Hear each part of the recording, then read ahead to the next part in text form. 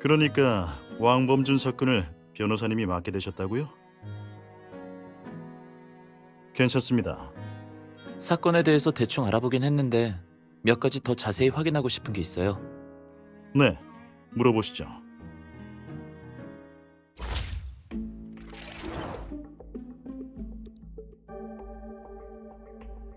맞습니다. 올해 1월 말 한가희에게서 신고가 들어왔습니다. 부모인 한병철과 기옥현이 실종됐다는 내용이었죠. 저희 팀에서 바로 두 실종자의 거처를 수색했지만 바 테이블 위에 있던 막 씻어낸 듯한 접시들과 근처 바닥에 뭔가를 끌고 간 듯한 흔적 말고는 집안에는 이상한 흔적이 전혀 없었습니다. 해당 아파트와 인근 CCTV 영상을 확보했지만 실종자의 행적은 발견하지 못했죠. 그래서 일단 실종 사건으로 처리하고 다른 단서가 나올 때까지 기다리는 수밖에 없었습니다. 그렇게 시간이 흘러서 일주일 전이 된 거네요? 네, 추후에 발생한 일은 다들 아실 거라고 생각합니다. 발견된 흉기에서 피해자 외 유일한 지문인 왕범준의 지문이 검출됐습니다. 그리고 피해자의 몸에서 발견된 G24D는 왕씨 제약에서만 판매하는 약품이죠.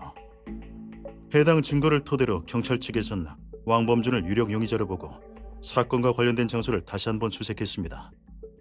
2차 수색 결과 생태공원의 CCTV 영상 외에 피해자의 집에서 새로운 단서가 나왔습니다.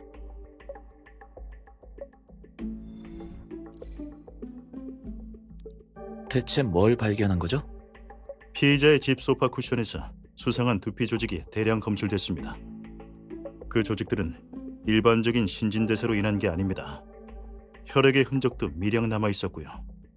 1차 수색에서 발견한 끌린 흔적과 씻어낸 접시로 봤을 때 저희는 사건 당일 왕범준이 G24D를 넣은 음식을 들고 피해자 집에 찾아간 것으로 보고 있습니다. 피해자가 약을 먹고 의식을 잃을 때까지 기다린 듯한데 혈흔이 남거나 소동이 일어나는 걸 방지하기 위해서였겠죠. 그는 두 피해자를 바닥에 눕히고 소파 쿠션으로 머리를 받친 후 피해자의 머리를 강하게 가격했습니다. 한병철과 기옥현은 뇌출혈로 사망에 이르게 됐고요.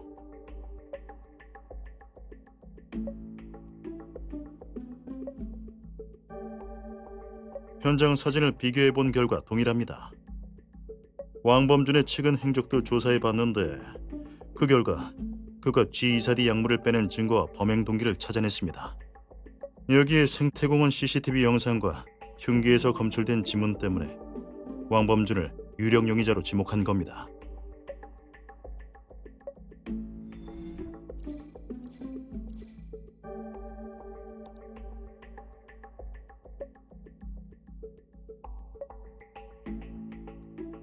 지문이 찍힌 흉기와 부검보고서의 피해자 사망 추정 시간을 종합해 내린 결론입니다. 부검보고서와 피해자의 생전 마지막 행적을 보면 한병철과 기옥현의 사망 시간은 22시경으로 추정됩니다. 저희는 아파트 입구와 생태공원 입구에 22시부터 다음날 12시까지 CCTV 영상을 확보해 대조해봤습니다. 그 결과 왕범준이 바로 그 시간대 큰 물건을 옮기는 모습이 확인되었습니다. 물론 공범이 있을 가능성을 배제할 수 없기 때문에 해당 시간대에 의심되는 사람들을 모두 조사했고요. 하지만 왕범준의 캐리어 안에서만 피해자의 DNA가 검출되었고 다른 용의자들은 별 다른 이상이 없었습니다. 그래서 사건 발생 당일 저녁 왕범준이 생태공원에 시체를 유기했다는 결론을 내린 거죠.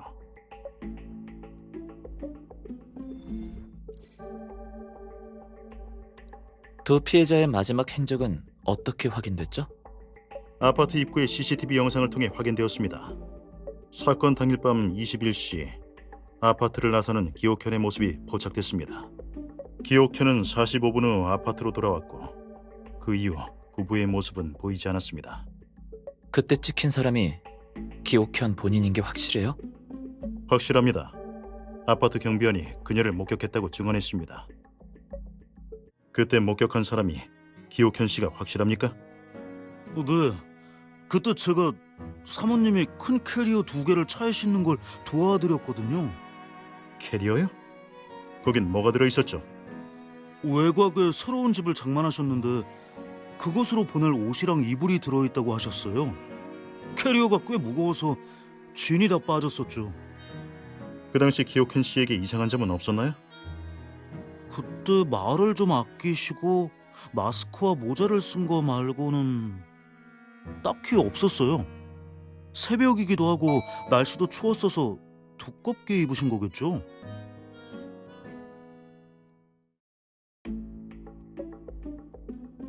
그 아파트 얘기가 나와서 말인데 그거 아시려나 모르겠네요. 한가희와 왕범준, 피해자 부부 모두 다 같은 건물에 살고 있다는 거 알고 계셨습니까? 한병철과 기옥현은 10층, 왕범준은 11층, 한가희는 12층에 살고 있습니다. 라움 캐슬은 나름 유명한 고급 주택 단지니까요. 미림씨 부자들이나 해외에서 귀국한 사람들이 다 사들이는 아파트예요. 같은 아파트 사는 게 이상한 일은 아니에요. 그래도 이 세 가구의 위치가 상당히 특이해서 현장에 가보시는 게 좋을 겁니다.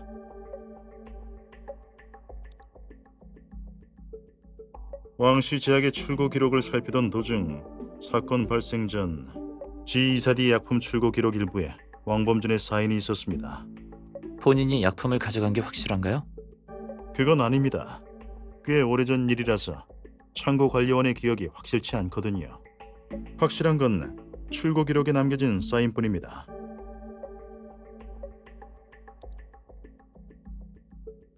그건 피해자의 부검 보고서를 보면서 설명해드리죠.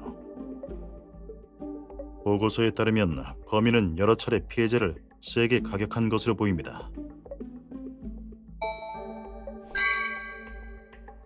맞습니다. 이웃집을 탐문한 결과 왕범준은 결혼 예물 문제로 피해자 부부와 다툰 적이 있다고 확인되었습니다.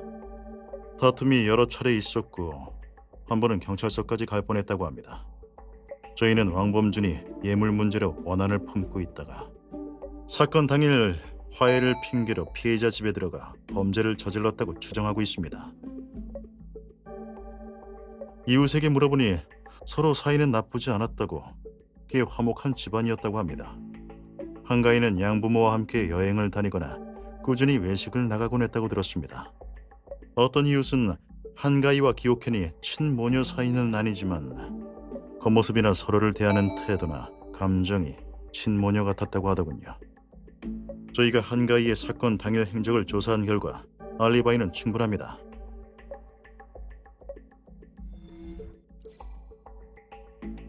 한가희의 알리바이는 뭐죠? 한가희는 사건 당일 오후 7시 시외 리조트 별장으로 휴가를 떠났습니다. 그리고 다음날 아침까지 그 별장에 머물렀죠. 그 알리바이는 어떻게 증명된 건가요? 리조트 별장의 CCTV 영상과 한가희의 행적을 분석한 결과입니다. 생태공원에 간 1시간을 제외하면 사건 당일 하루 종일 집에 머물며 아파트를 떠난 적이 없는 것으로 확인되었습니다. 별을 보러 생태공원 서쪽의 개천에 갔다고 주장하고 있습니다. 하지만 조사해보니 연초에 공원 개천은 수위가 높아서 방문객에게 개방되지 않는다고 합니다. 그렇다면 모두 확인됐습니다. 두 피해자는 오랜 기간의 해외 생활 끝에 미림시로 돌아온 경우라 인간관계가 단순했습니다. 딸 한가희와 사위 왕범준 외에는 알고 지내는 사람이 거의 없더군요.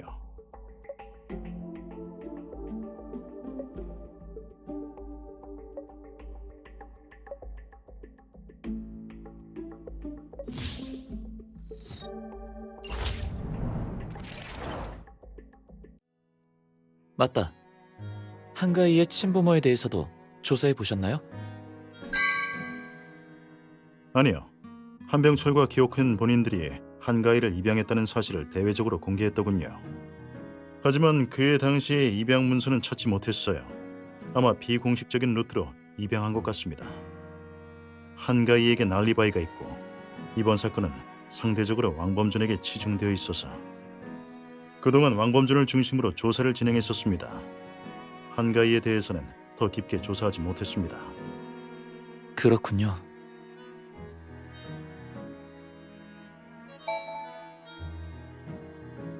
아직입니다. 사실 아직 조사를 시작한 지 얼마 되지 않아서 수집한 증거들을 다시 확인해 봐야 합니다. 왕범준이 계속해서 자신은 살인을 저지르지 않았다고 주장하고 있거든요. 이 점이 많은 관심을 끌고 있어요. 하지만 외부의 소식이 이미 다 퍼져버렸고 그가 유죄라고 생각하죠. 이 사건의 조사는 비밀리에 진행된 건데 어떻게 밖으로 새어나가게 된 건지 저희도 이상하게 생각하고 있습니다. 그리고 솔직히 말하자면 이번 사건은 어딘가 이상합니다. 네, 우선 왕범준의 캐리어를 검사했을 때 피해자의 DNA가 나온 건 맞지만 그 DNA는 몇 가닥의 머리카락이었을 뿐입니다. 제 경험상 시신 유기에 쓰인 캐리어에 고작 그 정도의 흔적만 남아있을 리가 없어요.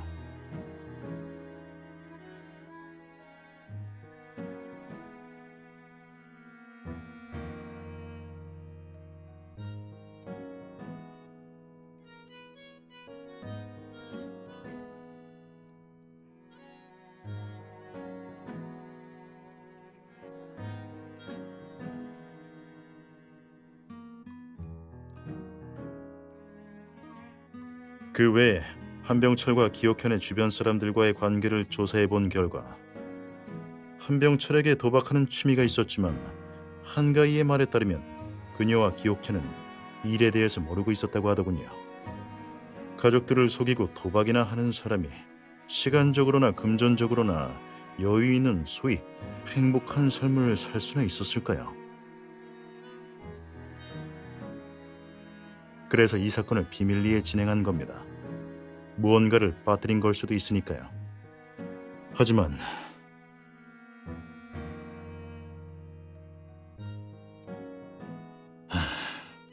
그래도 두 분이 합리해 주셔서 제가 한결 안심이 됩니다. 앞으로 조사에 도움이 필요하시면 언제든지 찾아오셔도 됩니다.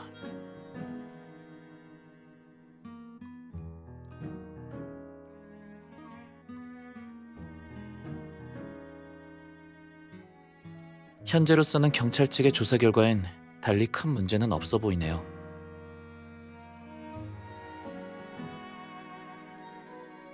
맞아요. 그리고 엄 반장님의 말처럼 한병철네 가족과 서소리의 관계도 의심스러워요.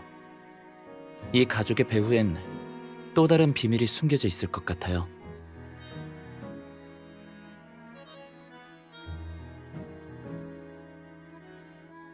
좋아요.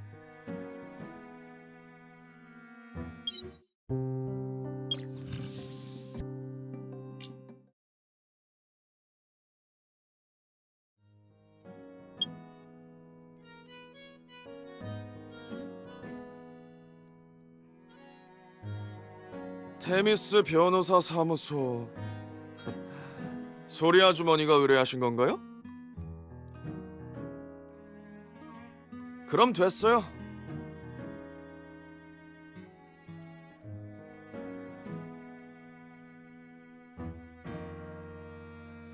유 본부장님도 오셨네요. 왜요? 저는 반갑지 않나 봐요? 그건 아니고요. 저 같은 평범한 사람의 안건을 도와줄 거라곤 생각 못했거든요. 다른 사람의 부탁을 받은 거니까요. 게다가 왕범준 씨를 도와주면 제가 원하는 걸 얻게 해주겠다고 대표님께서 약속까지 하셨거든요. 나름 수지타산이 맞는 거래인 것 같아서요.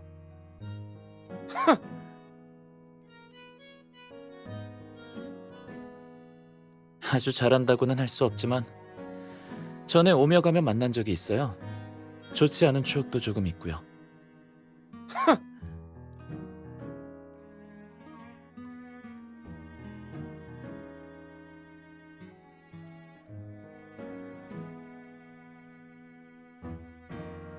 알겠어요.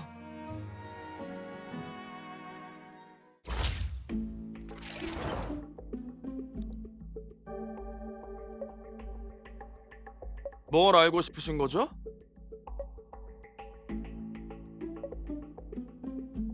그런 건 당신이 직접 조사해야 되는 거 아니에요?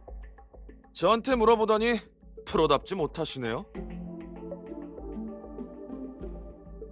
그럼 우리가 가서 알아보고 올 테니까 당신은 그때까지 경찰서에서 얌전히 기다리시던가요. 경찰 측에서 결론을 내리기 전까지 최대한 끝내볼게요. 알겠어요. 말할게요. 올해 나이는 25살. 집에서 제약회사를 운영하고 있어요. 왕시제약은 다들 아시겠죠? 부모님 외에 저보다 3살 많은 형이 있어요. 사건과 관련된 정보라 하면 피해자 2분은 미래 제 장인어른과 장모님이 되실 분이었어요. 2분의 딸 가인은 제 약혼녀이기도 하죠. 사건 당일 어디서 뭘 하고 있었죠? 별거 없어요. 낮에는 계속 집에 있었고 밤에 잠깐 생태공원에 다녀왔어요. 그거 말곤 딱히 한 건 없어요.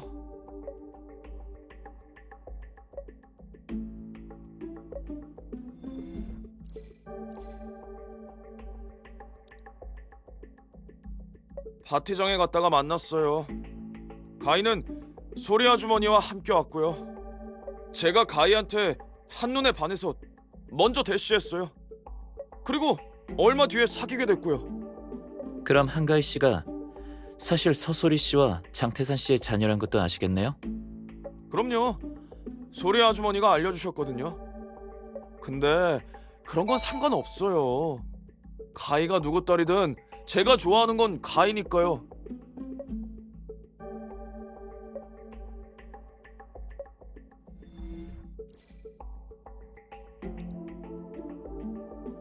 평범했어요. 그리 가깝지도 그리 대면대면하지도 않았죠. 그럼 한가희 씨와 양부모님의 사이는요? 나름 괜찮은 편이에요. 특히 아주머님이 가희를 많이 챙기시는 것 같아요. 한병철 씨와 기옥현 씨가 귀국하고 나서 서소리 씨가 두 사람에게 연락한 적 있어요? 있을 거예요. 전에 그때 돈이랑 부동산 이야기를 하신 것 같았어요.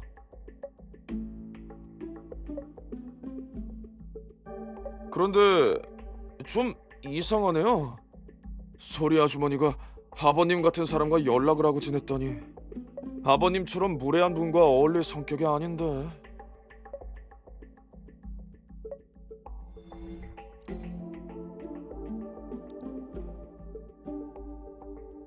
그게 무슨 문제라도 되나요? 무례하기 짝이 없는 욕심쟁이니까요. 그런 사람은 정말 질색이거든요. 가희랑 올해 3월에 결혼 예정이었고 당시 모든 준비를 마친 상태였어요. 1월에 결혼식 청첩장까지 다 돌렸는데 이 양반들이 갑자기 딴소리를 하더라고요. 제가 준비한 예물이 부족하다는 둥 핑계를 대면서 가희와 결혼하고 싶으면 돈을 더 내놓으라는 거예요. 제가 바보도 아니고 이건 명백한 사기잖아요. 그래서 이웃들이 다 나와서 구경할 정도로 그쪽이랑 싸운 거예요? 저도 집안일이라 일을 크게 벌이고 싶진 않았어요. 근데 장인어른이 갑자기 아파트 복도로 뛰쳐나가서는 제가 2분을 괴롭히고 있다고 소리를 질렀어요. 정말 창피라는 걸 모르나 봐요. 언쟁이 얼마나 있었죠? 몇 번 있었는데 정확히 기억나진 않아요. 한병철 씨는 매번 그렇게 일을 크게 벌이는 편이었나요? 네, 제가 뜻에 따르지 않으면 항상 그런 식으로 절 난감하게 만들었죠. 그렇게까지 열심히라니. 대체 얼마를 주기로 약속했길래 그래요? 별거 아니고 상업지구에 있는 부동산 2채, 고급 승용차 2대, 그리고 현금 2억이요.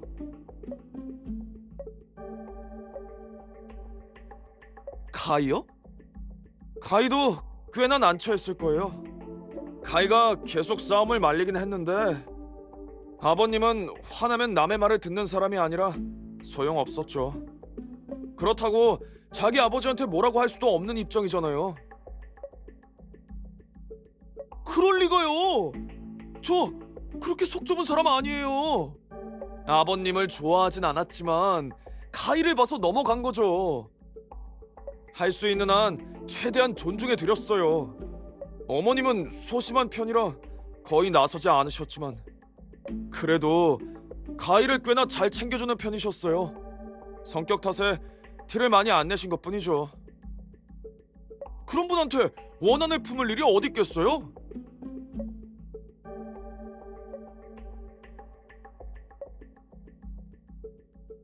네. 방금처럼 대답했어요. 근데 제 말을 안 믿어주시더라고요. 경찰이 제가 두 사람을 죽이겠다고 말한 걸 들은 이웃이 있다고 했어요.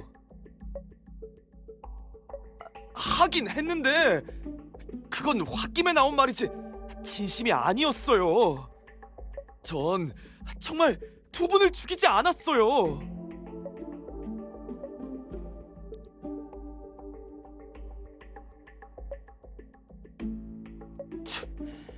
1월 28일 낮에는 계속 아파트에 있었고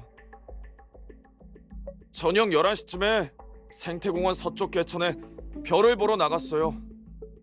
그러다가 1시간을 기다려도 별이 안 보여서 다시 정리하고 집으로 돌아갔어요. 왕범준 씨, 그건 말이 안 돼요. 뭐가 말이 안 된다는 거예요? 그 개천은 연초에 수위 상승으로 외부인한텐 개방을 안 하거든요. 대체 어디서 별을 관측한 거죠? 전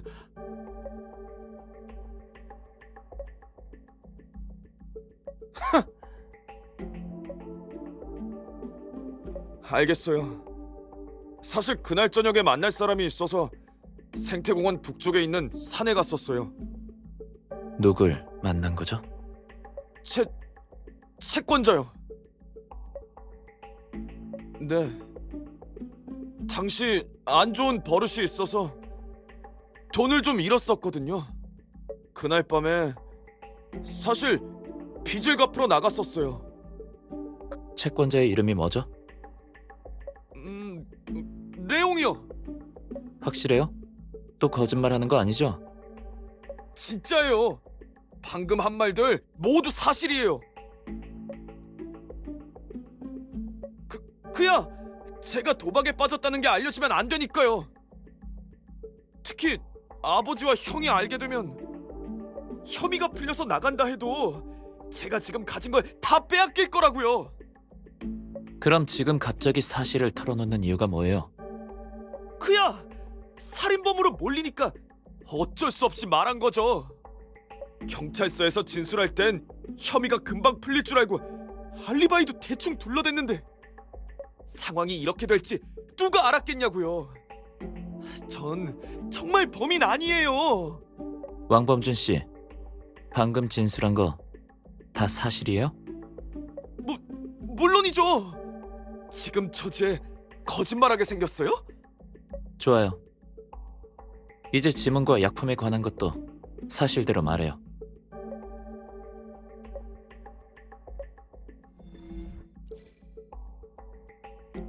이거 본 적 있어요? 수사관이 신문할 때 봤어요. 물론 그때 본 게 처음이고요. 당신도 알고 있겠지만 이번 사건의 흉기인 이 망치에서 당신의 지문이 검출됐어요. 그런데도 신문하기 전에는 이걸 본 적이 없다고요? 전 정말 억울해요. 진짜 이 망치는 본 적이 없어요. 그럼 왜 이 망치에 당신의 지문이 남아있는 거죠? 저도 그 이유를 모르겠어요. 정말 이상하다고요. 이런 건 만져본 적도 없어요. 그럼 주변에서 이런 망치를 사용하는 걸 본 적은요? 그런 사소한 것까지 어떻게 기억해요?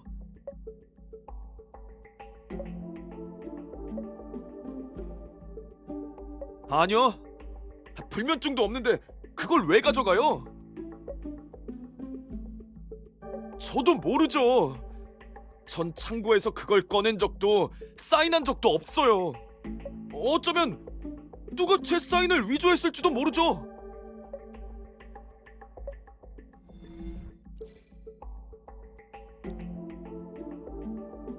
왕범준 씨, 서소리 씨가 당신이 장태산에 관한 일을 알고 있다고 했어요. 맞아요. 현재 저와 장태산 씨 말고는 아무도 모르는 일이기도 하죠.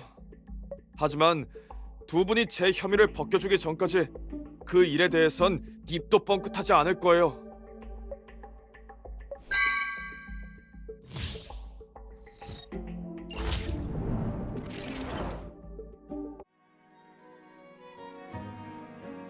네. 근데 변호사님, 빨리 좀 부탁드릴게요. 더 이상 이런 낡아 빠진 곳에서 있고 싶지 않거든요.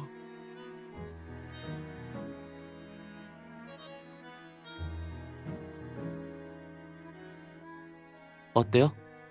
왕범준과의 대화에서 실마리를 찾았나요?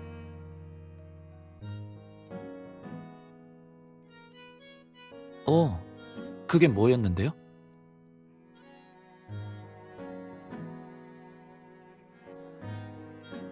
왜죠?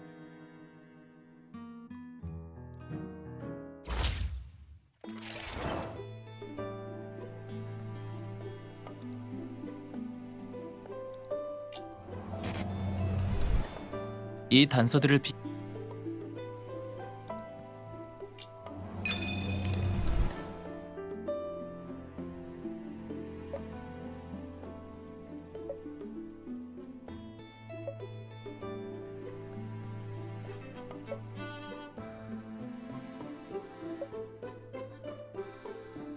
맞아요.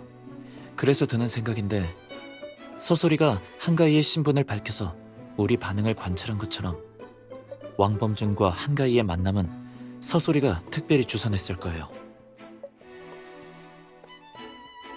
그건 우리가 파악한 왕범준과 서소리의 관계를 좀 더 생각해봐요. 그 속의 관계를 이해하면 바로 정답을 찾을 수 있을 거예요.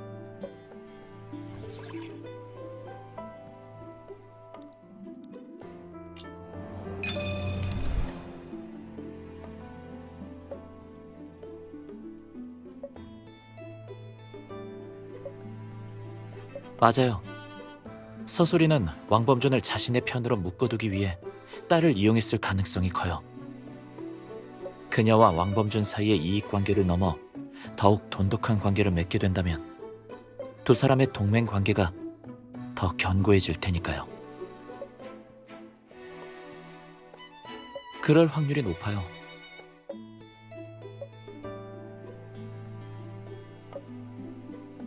그 말은 설마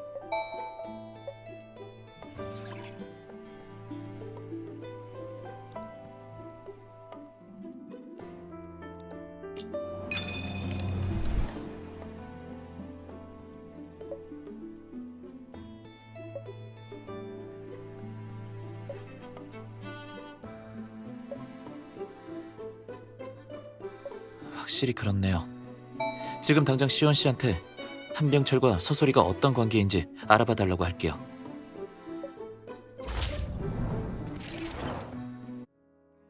좋아요.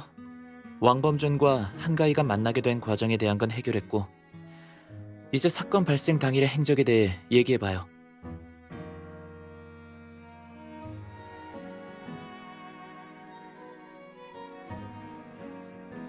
맞아요. 아까 아버지와 형이 알게 돼서 모든 걸 빼앗길까봐 두려웠다라고 했잖아요. 우리가 그 말을 믿을 거라고 생각했나? 도박이랑 살인 중에 어느 게 더 심각한 건지도 모르나 봐요. 근데 왕범준은 도박이 살인죄보다 더 심각하다고 생각하고 있을 수도 있으니 시은 씨한테 레옹이라는 이름의 빚쟁이가 있는지도 확인해 달라고 할게요. 별일 아닌걸요?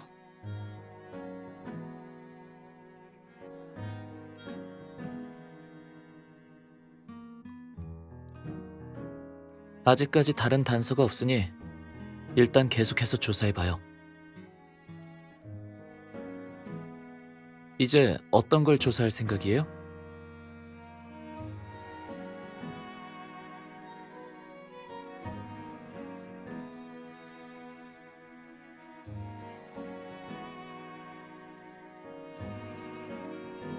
괜찮은 생각이긴 한데 지금은 안 돼요.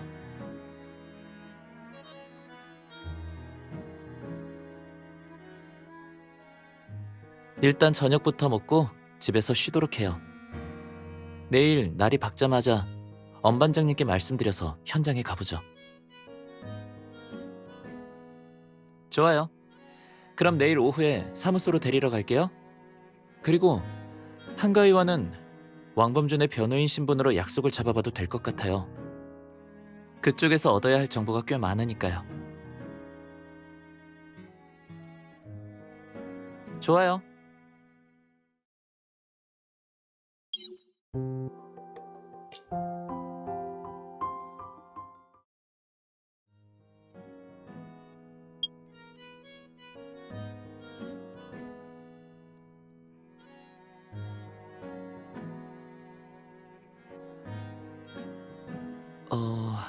정말 엄 반장님 말씀대로 이 집의 위치가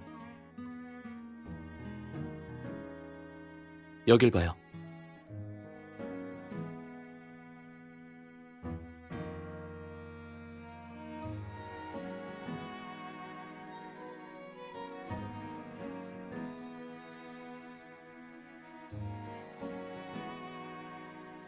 맞아요. 그리고 방금 CCTV를 관찰했는데 2층의 CCTV 화면은 이 모퉁이를 돌기 전 복도까지만 보이더라고요. 1001호는 완전히 화면에 잡히지 않는다는 거죠. 그리고 이 대피 통로 안에는 CCTV가 없어요.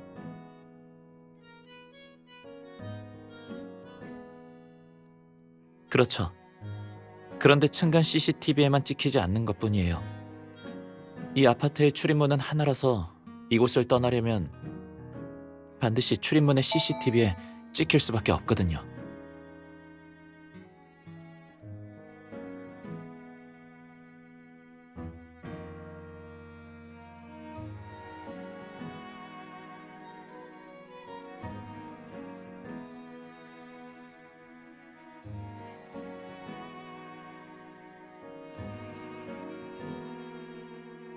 방금 확인해보고 왔는데 한가희와 왕범준의 집도 이런 식으로 되어 있었어요.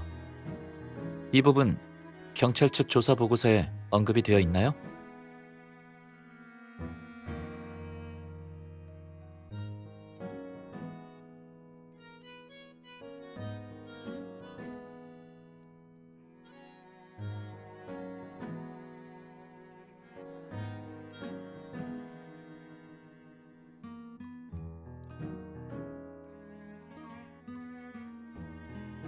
그런 가능성이 아예 없는 건 아니지만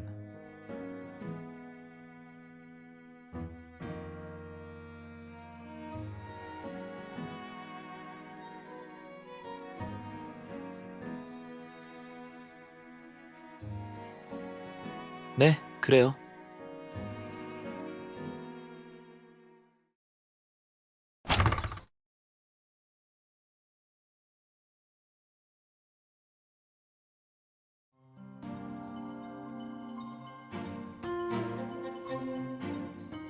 알겠어요.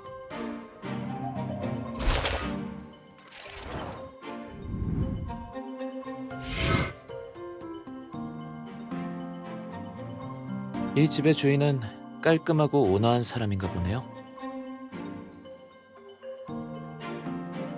일단 여기 보이는 이 바 테이블처럼 방 안의 물건들이 질서정연하게 정리되어 있잖아요. 아주 꼼꼼한 사람이 아니라면 이렇게까지 해놓기 쉽지 않을 거예요. 그리고 가구나 장식품들을 보면 따뜻한 톤의 색깔들이 많아요. 색깔만으로 성격을 정확하게 판단할 수는 없지만 제 경험상 이런 색을 좋아하는 사람들은 온화하더라고요. 그럴지도 모르죠.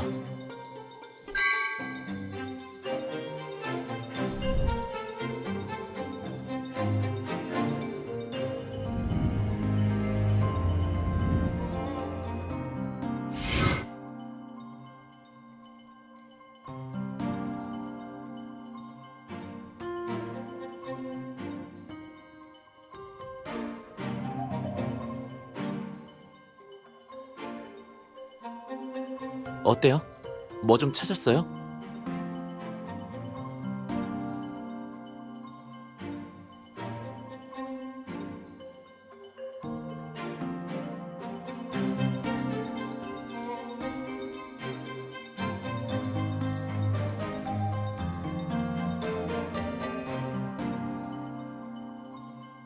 그런 무늬를 가짜로 만들어내는 건 쉽지 않나요? 다른 공통점은 없어요?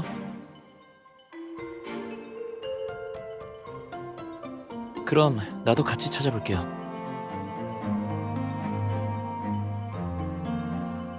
어? 여기 번호가 새겨져 있어요.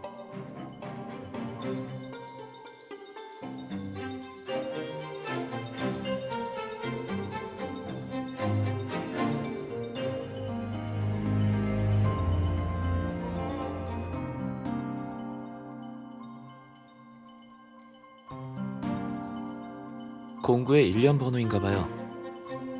보통 세트로 된 공구에는 편리한 보관과 분실 방지를 위해 일련 번호가 찍혀 있거든요.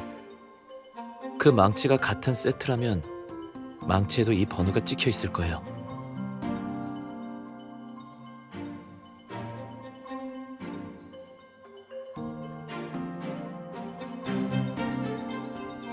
왜 그래요?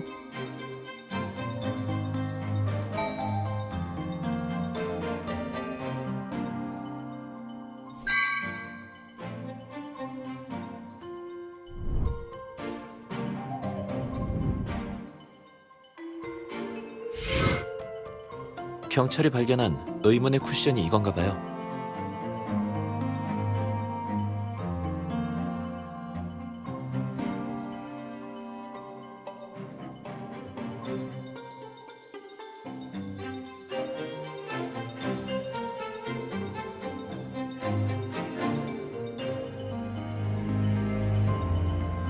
아니요.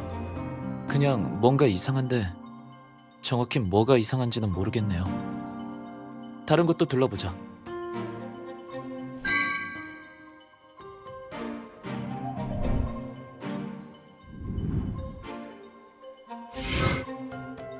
이 장식품 되게 정교하네요.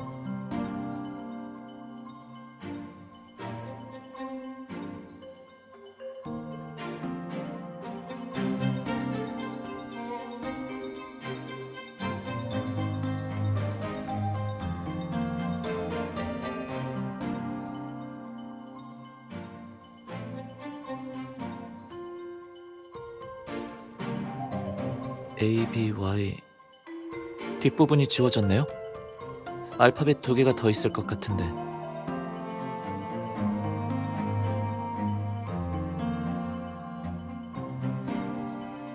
어비스? 암거래가 이루어지는 그 술집이요?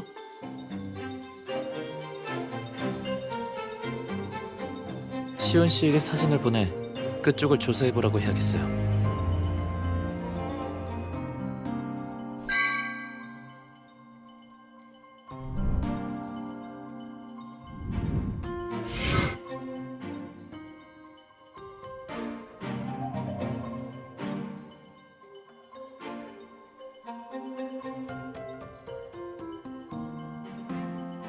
경찰이 이 두 캐리어도 조사를 한 건가요?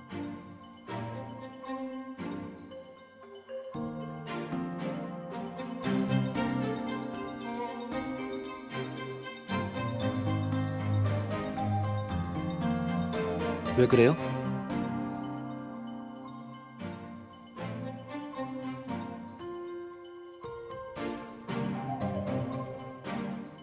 이상하긴 하지만 단정 지을 순 없죠. 예를 들면 짐을 들다가 손을 베어서 피가 묻었을 수도 있잖아요.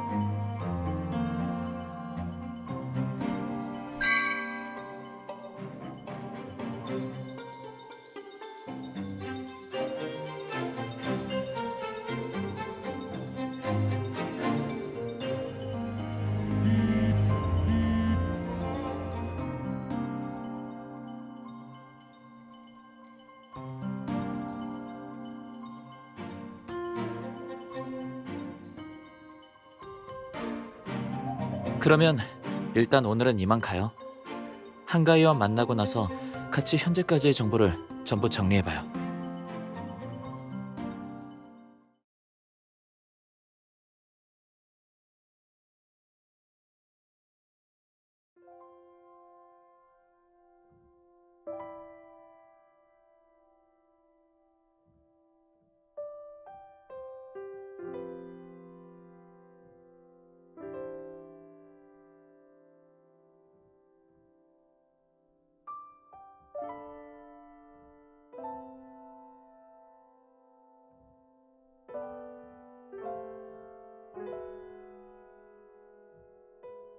혹시 그쪽도 촬영하러 산에 온 건가요? 네? 사진작가 아니에요? 아이고, 미안해요. 사람을 잘못 본 것 같군요. 괜찮습니다. 산에 촬영하러 오신 건가요? 맞아요. 올해 연초부터 줄곧 밤에 와서 산 정상과 하늘에 뜬 별을 찍곤 했어요. 정상은 좀 위험해서 촬영할 때는 조금 먼 곳에서 망원 렌즈를 사용해 촬영하고 있긴 하지만요. 연초라. 올해 1월 27일부터 29일쯤에도 촬영하러 오신 적이 있나요? 1월 27일부터 29일까지라 기억이 잘 나진 않네요. 잠시만요. 스케줄표를 한 번 더 확인해 볼게요. 그럼 부탁드릴게요.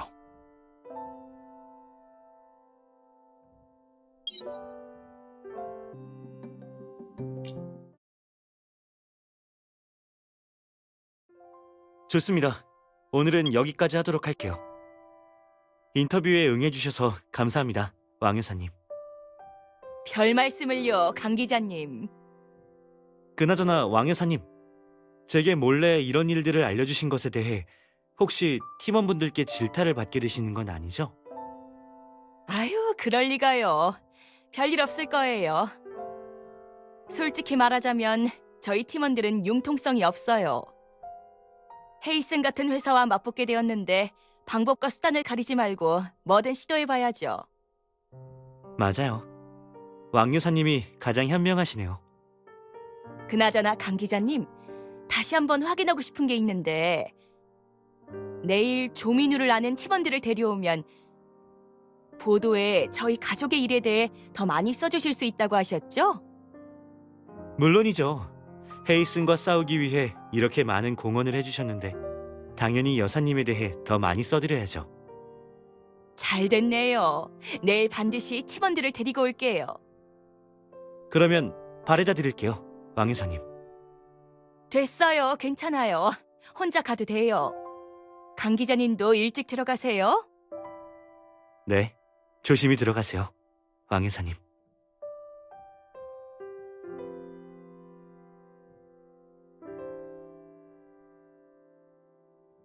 역시 이상 증상이 나타난 직원들 대다수가 생산 라인에서 작업하던 직원들이었어. 매일 그들이 제일 많이 접촉하는 건 생산 라인의 제품들이야. 어쩌면 이 과정에서 유독물질에 감염된 걸지도.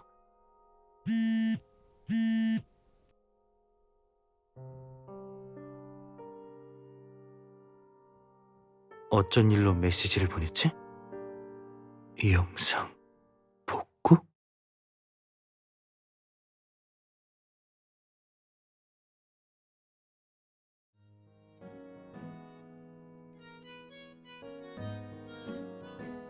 변호사 누나, 이따 한가위 신문할 때 어떻게 분담할까요? 사건에 관한 질문들은 누나가 주로 하고 내가 보조할게요. 하지만 장태산이나 헤이슨이 언급될 때는 역할을 바꾸는 거예요. 내가 메인, 누나가 보조. 그건 누나의 부담을 조금이라도 덜어주고 싶어서요. 여기까지 조사하면서 고생 많았잖아요. 분담을 하면 신문도 효율적으로 할 수 있고 누나도 좀 쉬엄쉬엄 할 수 있으니까 괜찮지 않아요? 맡겨만 줘요.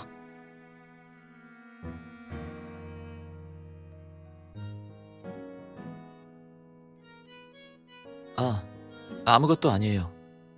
한가위가 왔네요.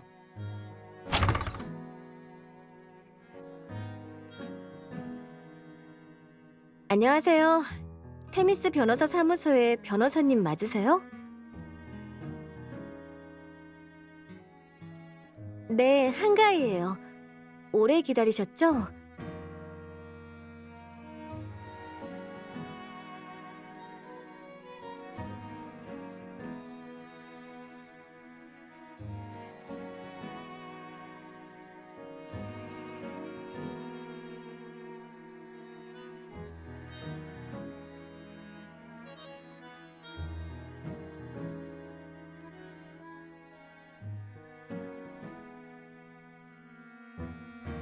변호사님, 제 장갑에 무슨 문제라도 있나요?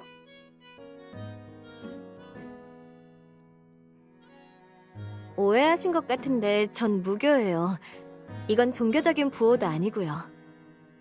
장갑이 조금 단조로워 보여서 아무 상점에 가서 도안을 그려달라고 요청한 거예요.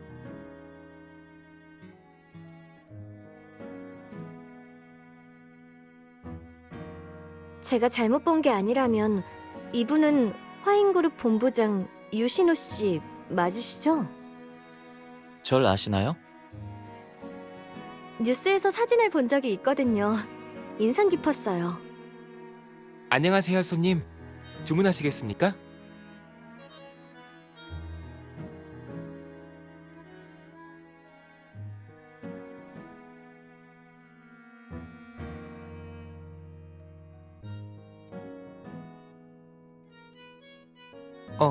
손님?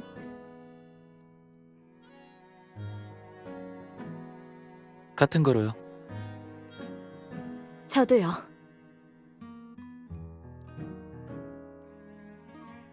네, 잠시만 기다려주세요.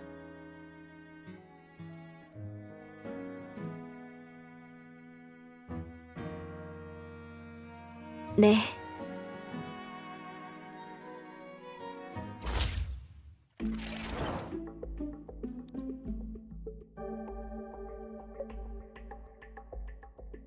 네. 전 한가희라고 하고 현재 헤이슨에서 근무하고 있어요. 이번 사건으로 돌아가신 두 분이 제 양부모님이세요. 그리고 사건의 용의자 왕범주는 제 약혼자죠. 괜찮아요. 신경 쓰지 마세요. 한가희 씨, 마지막으로 양부모님을 만난 게 언제죠? 1월 23일이에요. 그날 밤엔 부모님 집에서 잤어요. 그리고 일이 바빠서 한번 옷을 가지러 갔던 걸 빼면 28일까지 계속 회사 근처에 있는 제 집에 있었어요. 낮에는 계속 집에서 쉬고 있었어요. 근데 그때 위층 집이 인테리어 공사 중이라 너무 시끄러워서 아버지가 소유하고 계신 외곽의 리조트 별장에 갔어요. 제 친아버지 장태산이요. 친부모님은 어머니 아버지라 부르고 양부모님은 엄마 아빠라 부르고 있어요.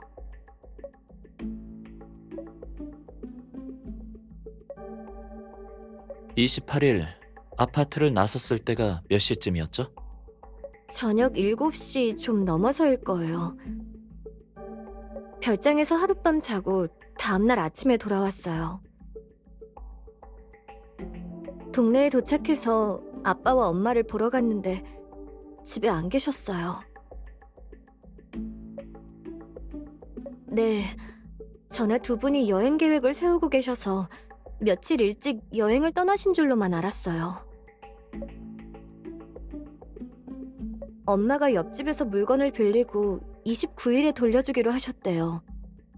약속한 날이 지나도록 기다려도 엄마한테 소식이 없자 옆집에서 절 찾아왔어요. 그제야 무슨 일이 일어났구나 생각했죠. 부모님이 갈 만한 곳을 전부 뒤져봐도 도저히 찾을 수가 없어서 결국 경찰에 신고했고요.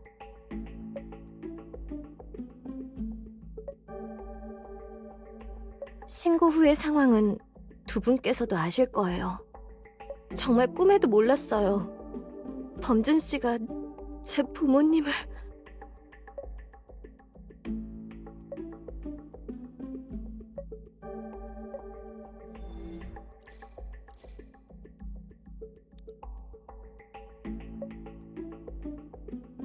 저도 믿고 싶지 않지만 모든 증거가 범준 씨를 지목하고 있는데 믿을 수밖에요.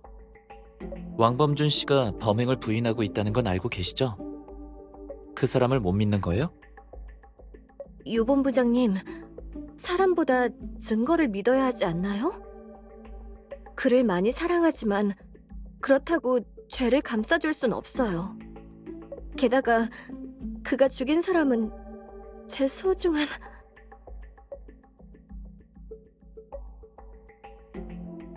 제 어머니를 통해 알게 됐어요. 교제한 지는 3년 정도 된 것 같아요.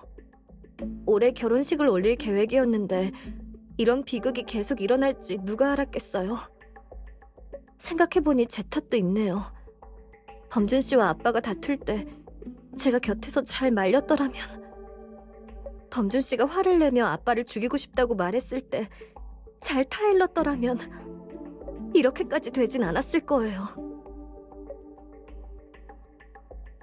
한가희 씨, 한병철 씨와 왕범준 씨 사이에 일어난 다툼에 대해서 말인데 그건 확실히 아빠가 지나치셨어요. 그래도 아빠는 절 위해 그런 거예요. 방식이 잘못돼서 이렇게 됐지만요. 왕범준 씨의 말로는 한병철 씨의 성격이 별로라던데. 아빠가 가끔 욱해서 그렇지 결코 나쁜 사람은 아니에요. 저한테 다시는 화내지 않고 범준 씨와 잘 얘기해보겠다고 하셨어요. 하지만 화해를 하기도 전에 이런 일이...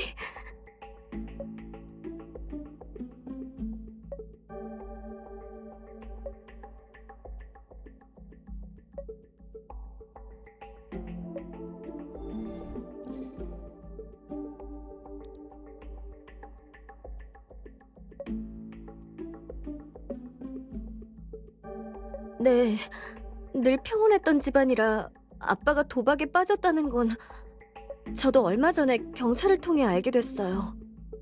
한가희 씨, 한병철 씨가 당신의 친부모님과 연락한 적이 있나요? 아버지와는 없을 거예요. 어머니와는 있었던 거로 기억해요. 저번에는 어머니가... 아닐 거야. 설마...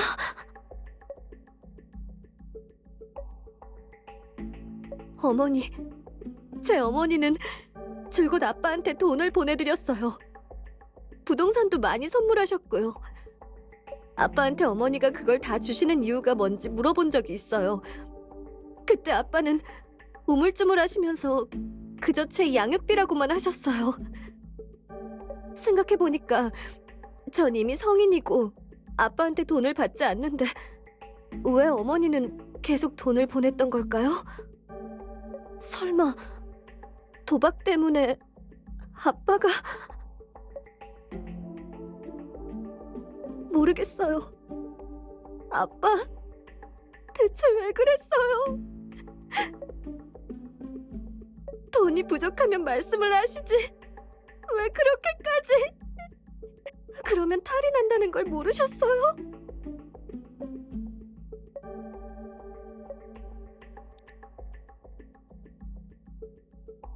네, 절 낳아주신 분들은 아니지만 제게 줄곧 잘해주셨어요. 제가 지금까지 이렇게 클 수 있었던 건 다 두 분 덕분이죠. 그럼 자신이 입양됐다는 사실을 언제 알게 됐죠? 처음부터 알고 있었어요. 6살 때 입양됐으니까 사리분별이 가능한 시기였죠. 그때 어머니도 제가 왜 입양을 가야 하는지 잘 설명해 주셨어요. 그래서 처음부터 모든 걸 알고 있었어요. 그럼 친부모님에 대해선 어떻게 생각하고 있죠? 그냥 자식이 부모 생각하는 정도예요. 어렸을 땐 마음속으로 미워했을 수도 있겠지만 양부모님이 워낙 잘해주셔서. 그리고 나이를 한 살 한 살 먹으면서 그때 친부모님의 고충을 차츰 이해하게 됐어요. 지난 일에 계속 매여 있을 수만은 없잖아요.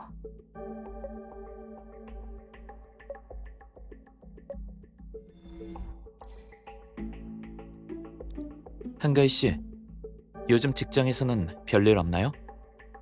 장태산 씨가 병으로 쓰러지시고 이런 끔찍한 사건까지 발생했으니 스트레스가 이만저만이 아니겠네요. 괜찮아요. 아직은 견딜만 해요.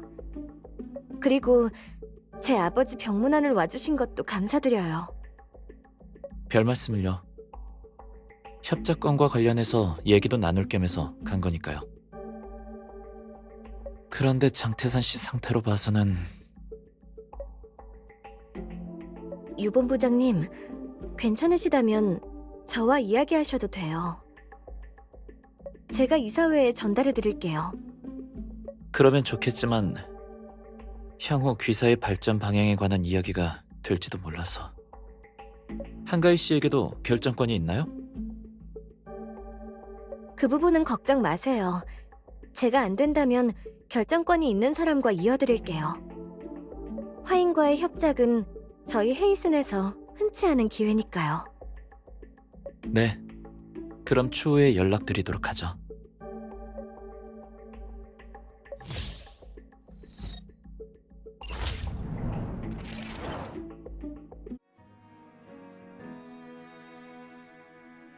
그럼 오늘은 여기까지 할까요? 일이 아직 더 남아서요. 사람을 불러 두 분을 모셔다 드릴게요. 괜찮습니다. 급한 일 먼저 보러 가시죠. 제 비서가 곧 데리러 올 예정입니다. 그럼 이만 가보겠습니다.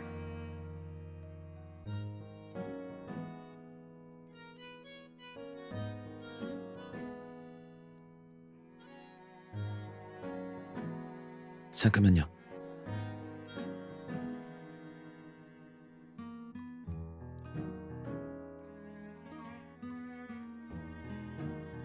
저기요. 뭘 녹화했는지 나한테도 좀 보여줄래요?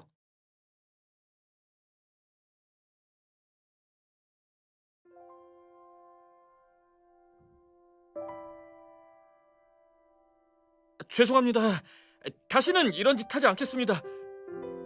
한 번만 봐주세요.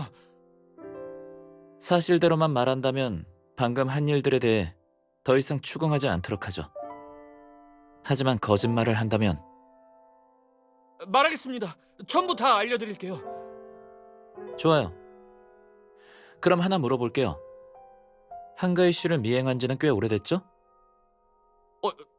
어떻게 아셨죠? 한가희 씨 뒤를 따라서 어떻게 들어왔는지 봤으니까요.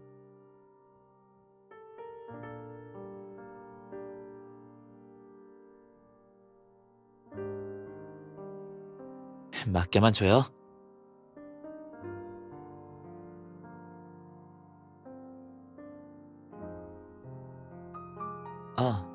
아무것도 아니에요. 한가희가 왔네요. 말해봐요. 어째서 한가희 씨를 미행한 거죠? 보시다시피 전 기자예요. 그럼 무엇 때문이겠어요? 기사거리를 찾기 위해서죠.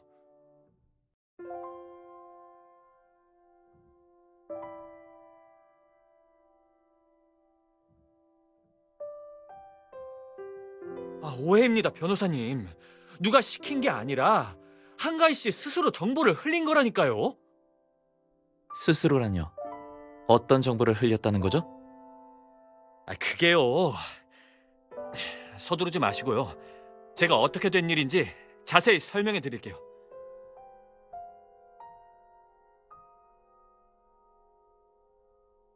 두 분 모두 인터넷에서 라움캐슬 사건에 대한 폭로를 보신 적 있으시겠죠?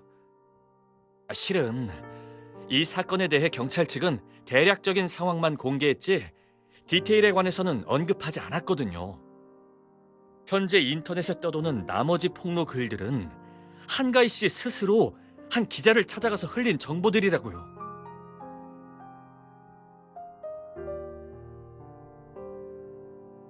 그리고 한가희 씨가 찾아갔던 그 기자 말로는 이 사건이 끝나면 헤이슨에 관한 빅뉴스 하나를 터뜨릴 거라고 했어요. 그래서 몰래 한가희를 미행해서 먼저 그 정보를 얻어내려고 했다는 건가요? 맞아요.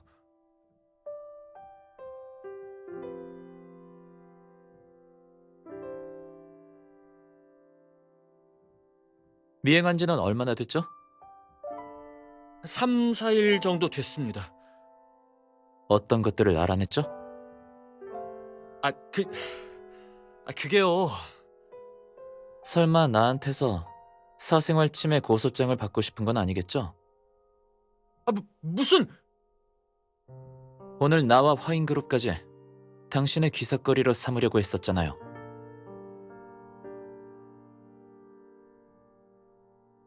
저기 두 분 진정하세요. 실은 저도 아직 구체적인 건 딱히 찾아내지 못했어요. 요 며칠 동안의 동향밖에 기록하지 못했거든요. 그나저나 의아한 건 약혼자가 잡혀 들어간 상황에서 연극을 보러 갔다는 거예요. 그 후에 헤이슨의 직원 몇 명을 찾아가서 수소문해보니 여행 가이드를 보고 있는 걸 본 사람도 있다더라고요. 근데 내부 직원 말로는 원래부터 연극 보는 거랑 여행을 좋아했다고 하긴 하더라고요. 어쩌면 슬픔을 잊으려고 그런 걸 수도 있겠죠?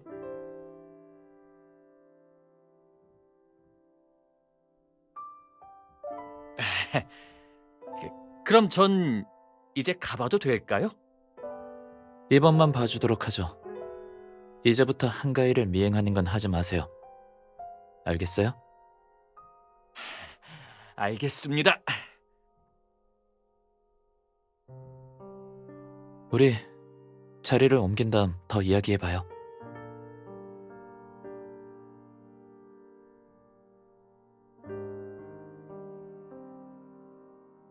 어때요? 뭔가 알아낸 것 같아요?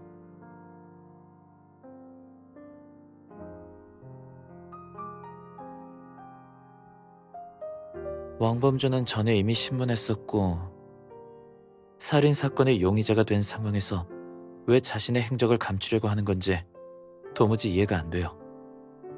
서소리는 우리 앞에선 한병철네 가족들과 사이가 아주 가까운 것처럼 말하더니 결국엔 딸을 정략 결혼의 도구로 삼고 있고 한병철, 한가희와의 관계도 필사적으로 숨기려 하고 있잖아요.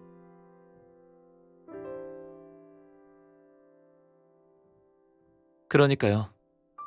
한가희는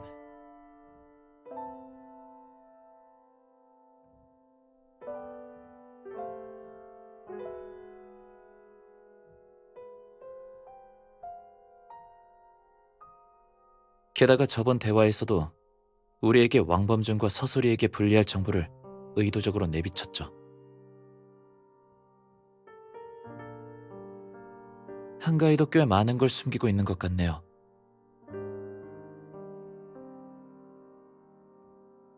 일이 적지는 않겠어요.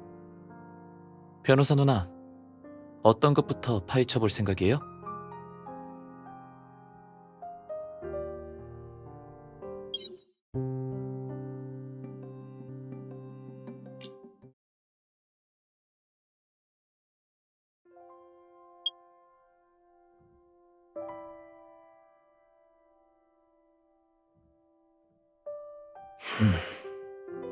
오늘 그래도 수학이 없진 않았네.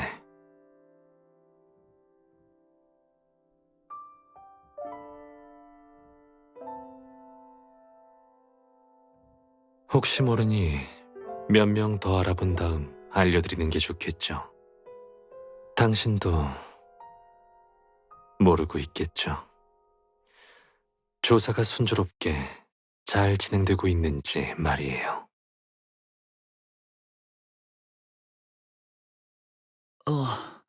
정말로 그렇게 하라고요?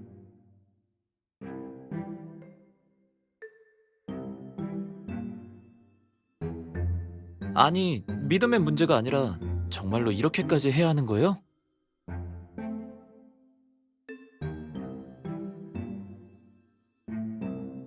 못하긴요. 날 너무 무시하는 거 아니에요?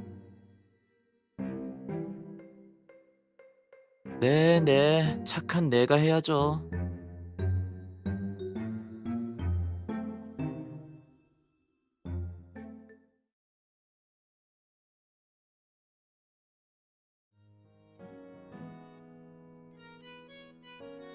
변호사 누나, 어떤 것부터 파헤쳐 볼 생각이에요?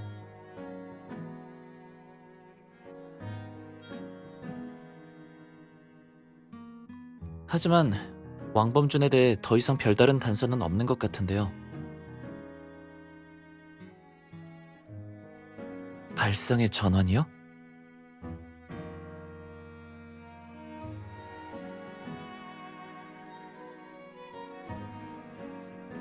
그걸 어떻게 증명할 건데요?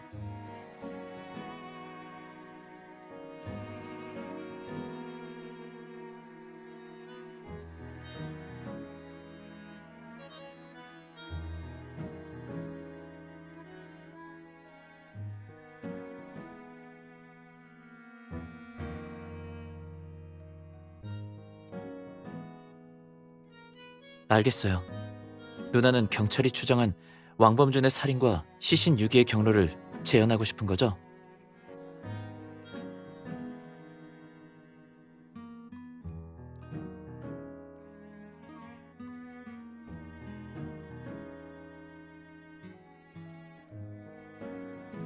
누나 말에 따를게요. 그럼 우선 어떤 것부터 준비해야 해요?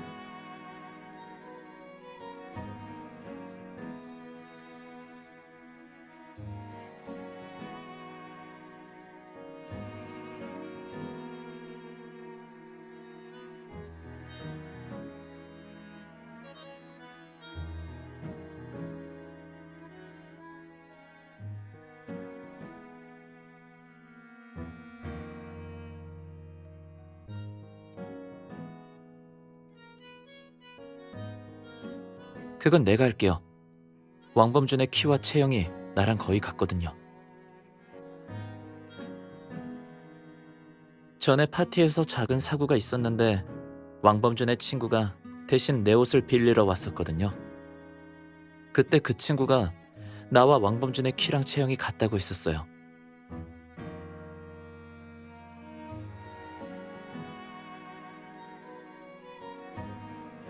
알죠? 캐리어 몇 개 끌고 방금 전 장소들 한 번씩 돌면 되는 거 아니에요? 걱정 마요. 잘할 수 있으니까.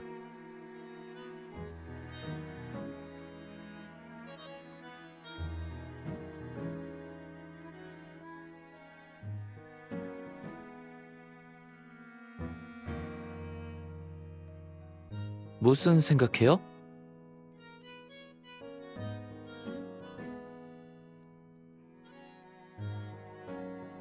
문제 없어요. 나한테 맡겨요.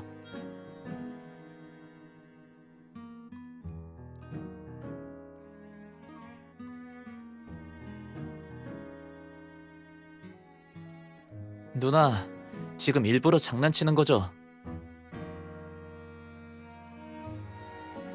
나 괴롭히는 거잖아요.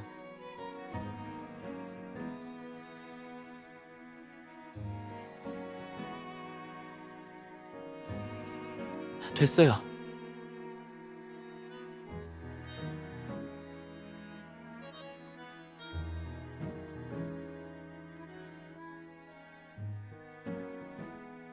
얼마나 걸렸어요?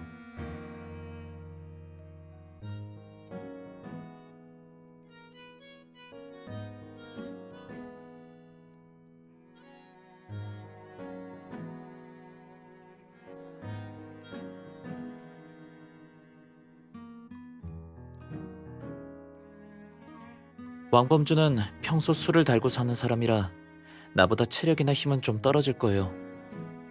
시신을 충분히 묻을 만큼 깊게 파려면 나보다 더 오랜 시간이 걸렸을 거예요.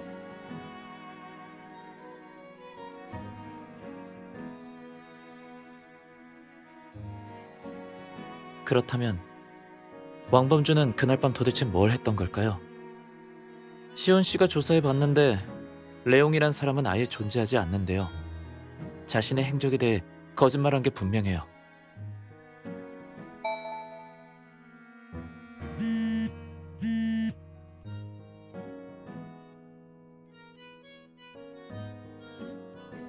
네, 허재석 사건의 범인이 밝혀졌어요.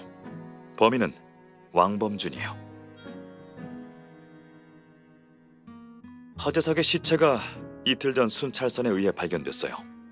법의관은 그가 생태공원 북쪽 산 정상에서 기절당한 후 바다로 던져진 것 같다고 판단했어요. 북쪽 산을 조사하다가 연초부터 산 정상과 밤하늘의 별을 촬영해왔다던 한 사진 작가와 우연히 마주쳤고요. 네. 1월 28일 밤 11시쯤 망원 렌즈를 설치했고 그 산은 인적이 워낙 드문 곳이라 별 생각 없이 텐트로 돌아가 쉬었어요. 그러나 한밤중에 산에 폭우가 쏟아지는 바람에 카메라와 저장된 영상 모두 파손되었죠. 비오는 하늘에선 별도 찍을 수 없는 데다가 카메라와 영상 모두 심하게 훼손돼서 고칠 생각은 안 했고 그냥 망가진 카메라와 메모리 카드만 남겨둔 듯해요. 그래서 제가 메모리 카드를 받아서 강혁 씨에게 복구를 맡겼는데 마지막 영상에 밤 11시 30분쯤 왕범준이 허재석을 살해하는 장면이 찍혀 있었어요. 이따가 영상 사본을 보내줄게요. 아마 도움이 될 거예요.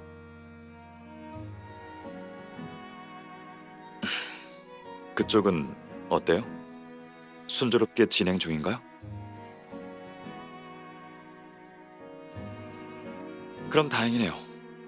도움이 필요하면 언제든지 전화 줘요.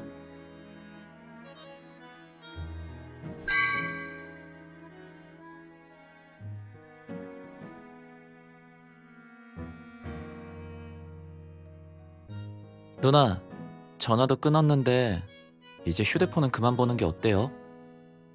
빨리 나랑 같이 사건을 조사해야죠.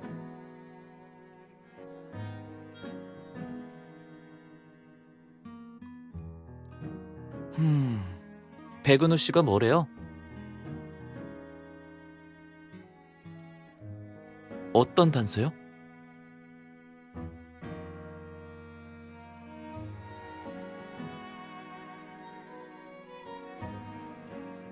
잘 됐네요. 그 영상만 있으면 왕범준이 한병철과 기옥현을 살해한 범인이 아니라는 걸 증명할 수 있겠네요.